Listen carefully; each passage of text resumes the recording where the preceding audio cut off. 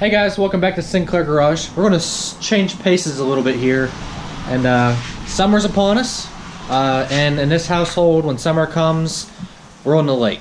We go to the local lake here.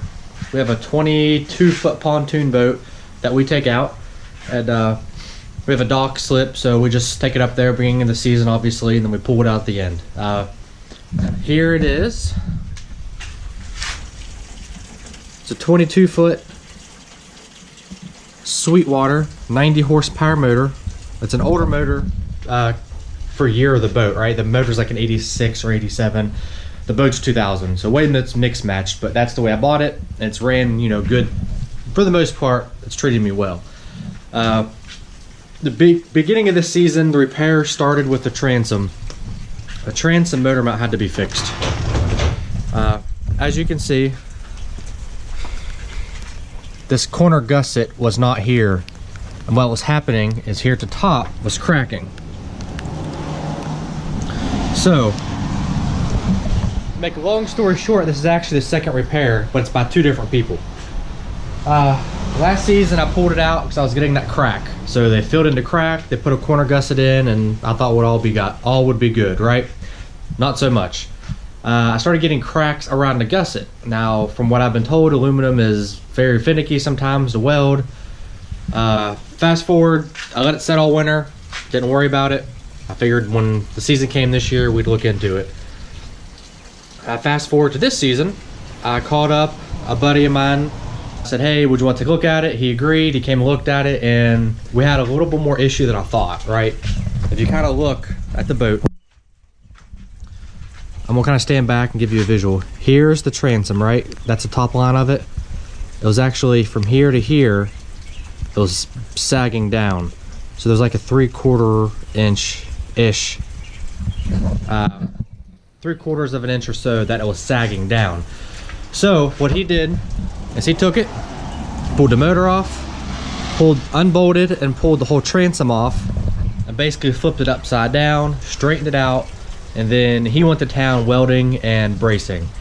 So what he did, as you might be able to see a little bit, this here on the boat used to be just one plate of 1/8 inch, and then like I said, all this was gone, right? So it was just up and then 1/8 inch plate, and it was bolted to the bottom of the boat.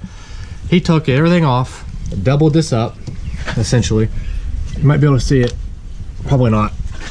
But anyway, he doubled this up thickness wise, and then he put the corner gusset back in. He cut the old one off, put one back in, and then he welded in this like box angular plate, and then it's capped at the back.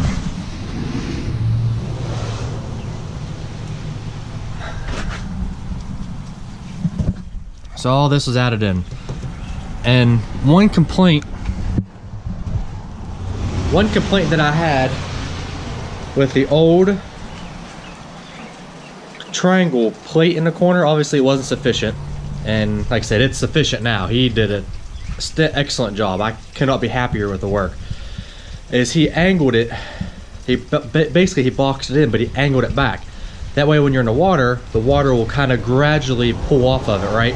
Before, with that block, that just triangle gusset, the water was hitting the backside of it, and you could feel it when you had a lot of wake. You could feel it hit. As little as it is, you could feel it. So he I guess for lack of a better term, boxed it in. That way it's better flowing. So repair one done. Super happy about it. Repair two, carburetor. I already got it pulled off because I knew it was going to rain, and I'll show you more about putting it on. I'll put it back on and I'll video that as well. But repair two, this motor is a 90 horsepower, it's called a Tower of Power, 90 horsepower, 6 cylinders, 3 carburetors, right? So you have 1 carb for 2, 2, and 2. 3 carbs, 6 cylinders. Towards the end of the last season, I was having an issue with it just spewing gas. Obviously I could tell there was a huge power loss, and it was just basically spewing gas out of the bottom carb. Well, we were like a week or two from end of season, and I wasn't going to pull it, fix it, and put it back in. At that point, it wasn't worth it. I pulled it, put it on the trailer, and said I'll worry about it in the spring, right? Spring's here, time to worry about it. Get the water off, guys. Can you see better? Perfect. Spring's here. Let's get this carb fixed. So what I ordered, as you can see, I have a whole box of parts. I got floats. I got rebuild kits.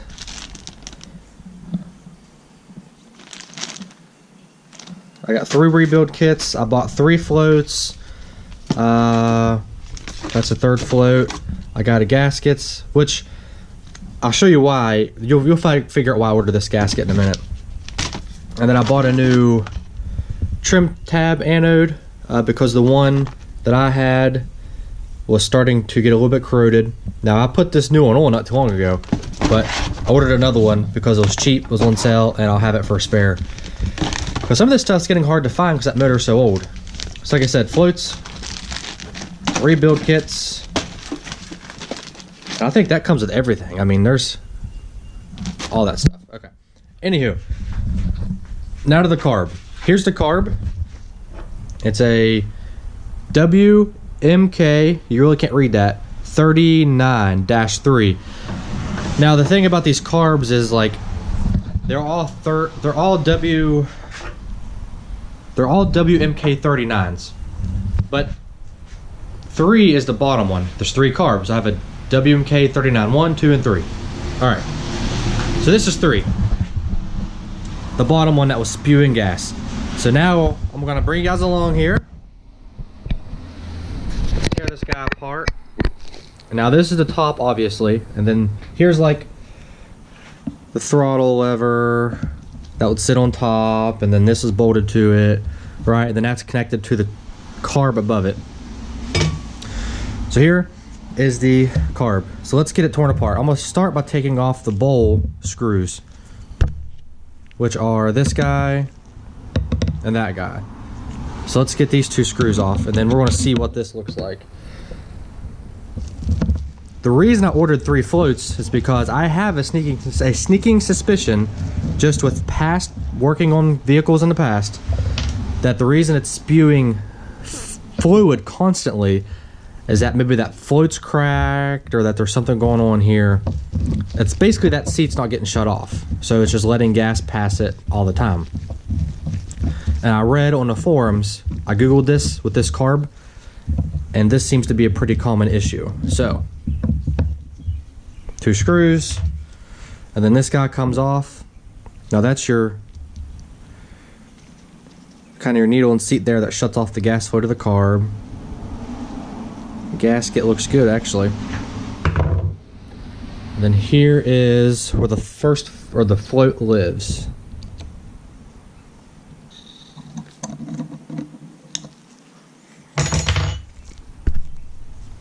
All right, here it is. And just as I suspected. Can you see in there? See the water? That's not water, actually, that's gas. So the gas in here is causing the float to be too heavy and not rise in the bowl, right? Because as gas flows in, where's my gas? Gas goes in here, and gas fills up this bowl, right? Getting a better look. Gas fills up the bowl, which you can see, long cylinder. And as it's filling up, this float is supposed to rise, right? So it rises in the cylinder, and when it gets to the top, it presses up here on this. And if you can see in there, you have a needle, and then there's a seat inside that. So when that rises, it presses on that, and then shuts off the fuel. And then when the level goes down, these fall, opens that up, and lets fuel by. Does that make sense? Hopefully. You know, here's the new float. Looks identical, just black. So all we have to really do now is basically just drop this guy in here. And that's done. Easy fix. And then all I got to do is this gasket doesn't look bad. Focus. All right. That doesn't look bad. That's the original gasket that I took off of it. But just to be safe, I'm gonna get a new one out of this rebuild kit. Throw on here.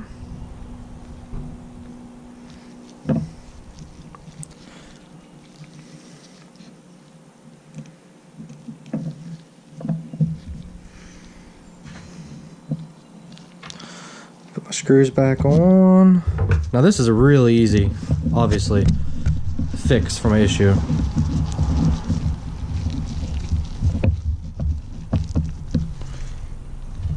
Unfortunately for most people, these aren't going to be that easy. I might have to completely rebuild the carbs. These things look extremely clean, so I bet they've been done somewhat recently. Or just been really kept good care of.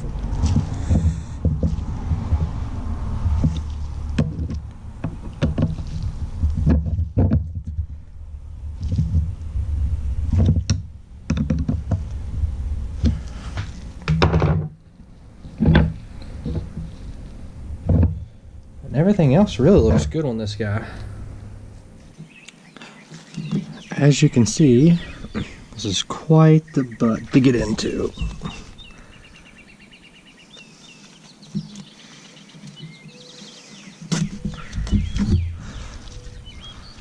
There's the old gasket off.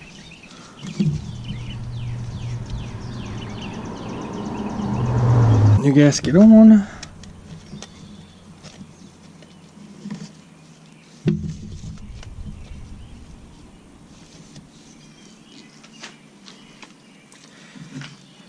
And slide this guy back in.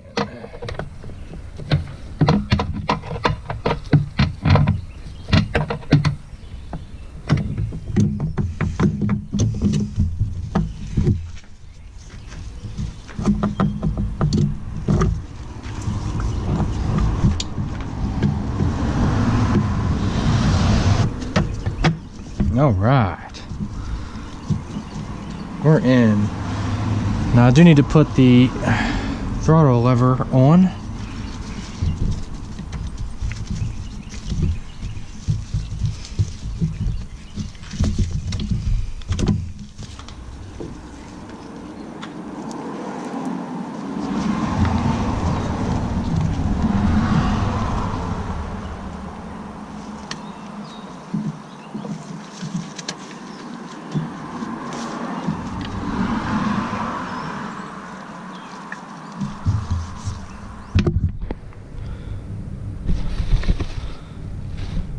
Alright guys, day 2, ran out of daylight and it started raining, so we're going to continue on the boat. What we're going to do now is change the lower unit oil. Very simple in this thing. As you can see here, there's a flathead screw here and a flathead screw here. And like I've mentioned before, helpful tip, undo the fill first. That way, if you can't get the if you do the drain and you drain your oil and you can't get the fill one, then you're screwed, right? So undo your fill first, which isn't technically your fill. I'll explain. But anywho, you need to undo that one first, crack this one, let it all drain, then I have this little pump that screws into the bottom hole, and then just pump up oil and it'll come up, basically work its way up to the vent hole or the top hole. And simple, right? When you fill it from the bottom up, you eliminate all air bubbles, so you don't have to worry about that. So you know when it comes out the top, like just like you do transmission, kind of the same way, you always have a fill and a drain. So do it this way. You see it coming out of the top, you know you're full. So I'm going to finish that up here and then we'll continue on.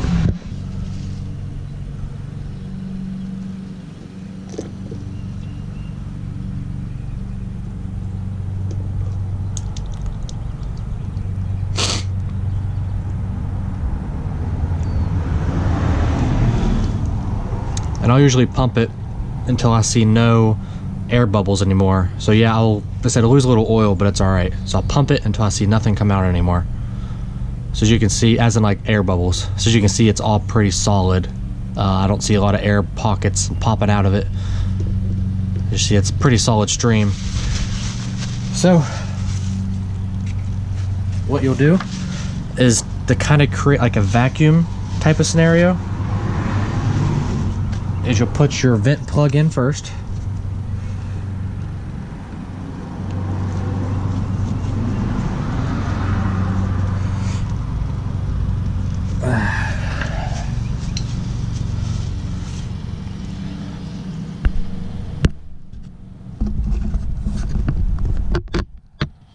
And then I'll pull this guy out and then insert the drain plug. And just be quick with it to minimize any spilled fluid.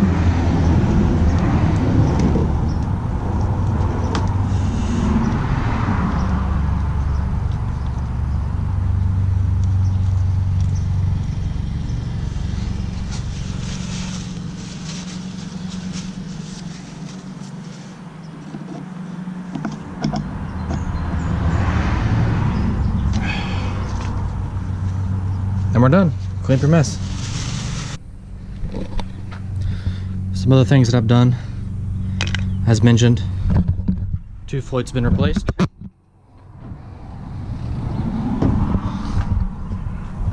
Tidied up some of the wiring. It's kind of loose and all over the place. Kind of my checklist for when I do put the boat back on the water is obviously start it. Make sure, you know, it runs on the hose just fine. Change the lower unit oil, which I just did, which is really extremely cheap. I think it was like 17 bucks per quart, which yeah, it's kind of expensive for oil, right? But you do it once. I do it once at the beginning of every season. The pump cost me 6 bucks. So it's pretty simple to do. I think you'd be crazy to pay someone to do it. And check oils, hydraulic fluid for the lower unit or for the tilt, power tilt. I normally put spark plugs in it, but I know that they were just changed. So at the end of last season, I had another kind of weird issue, so I changed those. So I'm not going to do that now, obviously. Check the operation of the tilt, and then just fire it up. Very simple. And if everything runs good, then we'll go. I check the batteries, make sure the batteries are fully charged. I do have 2 on this boat with a switch. Make sure they're fully charged. Well guys, let me show you kind of the final finished product on the boat here. All cleaned up.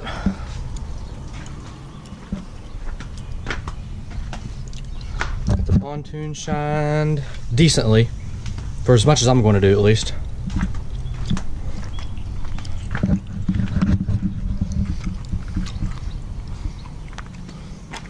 All cleaned up.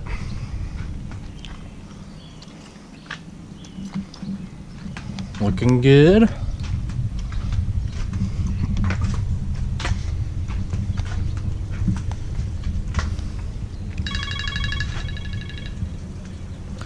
The motor all cleaned up, looking good. That's probably the most I've cleaned this thing since actually buying it. I kind of was fixing a lot of things here and there. I just kind of wiped it down, didn't really do a lot of scrubbing.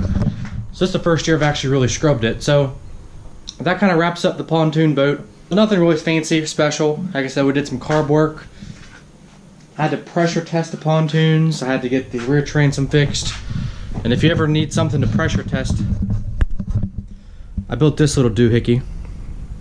Now that's 1/2" brass thread into this little coupler, into a reducer, into a nipple, and then I have this piece of rubber hosing onto like an air straighter valve. So basically screw that into the top of the pontoon. Mine has basically clean outs in the top with little caps. Screw that in, pump it up for a little bit of air. Everywhere I read says do not go over anything like 3 or 4 PSI in the tunes, because that's a bit excessive, anything over that. So I just pumped it up to that, and then I did have a little bit of a leak, which was fixed. Then I just took some soapy water and sprayed it down. Really quick, simple, cool little tool. Only costs like $5 or $6 to make. So thanks for hanging out. Thanks for watching. If you have any questions about anything that I do, anything that I've done, anything you need me to go more in depth about, leave me a comment. But thanks for hanging out, guys. See you next time.